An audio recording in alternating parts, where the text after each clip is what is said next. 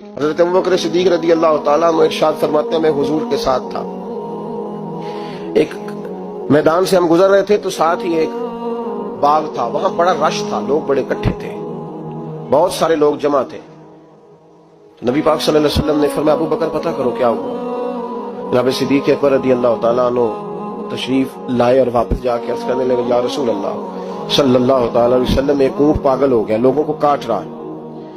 لوگ اس کو گرفتار کرنے کی کوشش کر رہے ہیں، کسی کے ہاتھ میں ڈنڈا ہے، کسی کے ہاتھ میں رسا ہے، کسی کے ہاتھ میں نیزہ ہے، قابو نہیں آ رہا۔ نبی پاک صلی اللہ علیہ وسلم نے فرمایا چلو میں چلتا ہوں۔ حضرت صدیق اکبر عرض کرنے لگے یا رسول اللہ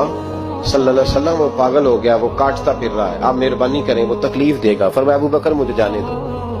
جناب صدیق اکبر فرماتے ہیں نبی پاک صلی اللہ علیہ وسلم تشریف لائے اور حضور جیسے ہی کھڑے ہوئے نا اونٹ حضور کی طرف بھاگا، نبی پاک کی طرف لپکا، وہ میں بھی ڈرنے لگا، جتنے لوگ تھے پریشان ہونے لگے، دوڑا آیا اونٹ، ہم سب پریشان تھے لیکن محبوب کے چہرے پر بڑا ہی اطمینان تھا۔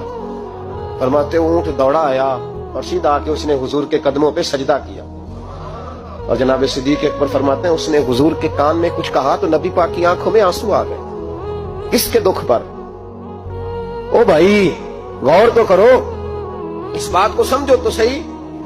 تو جیتے جاگتے ہنستے کھیلتے انسان کے دکھ پر پریشان نہیں ہوتا، تو مسلمان پڑوسی ساتھ رہنے والا، پلنے والا، بسنے والا،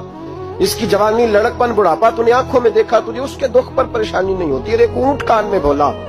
اس کیفیت کو سمجھ تو صحیح رہا، اس رنگ کو محسوس تو کرو مہربانی اہل زمین پر، خدا مہربان ہوگا عرش بری پر، کے کان میں کچھ کہا حضور رو پڑے۔ پھر محبوب نے فرمایا رسی لاؤ، مالک رسی لایا تو حضور نے اس کے ناک میں نکیل ڈالی، اس نے خاموشی سے ڈلوا لی،